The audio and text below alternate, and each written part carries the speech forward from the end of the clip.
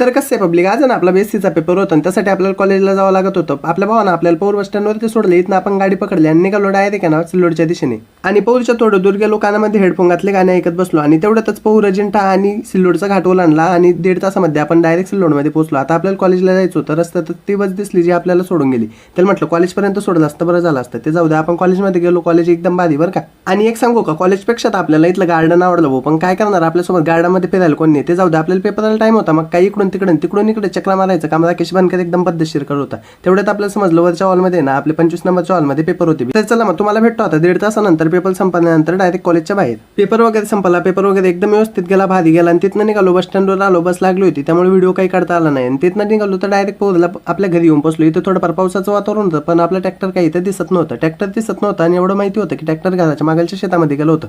मग काय घरी जेवण वगैरे केलं आणि डायरेक्ट घराच्या मागच्या शेतामध्ये आलो. इथं आलो तर ट्रॅक्टर लागलेलं होतं. थोडंफार जे नागर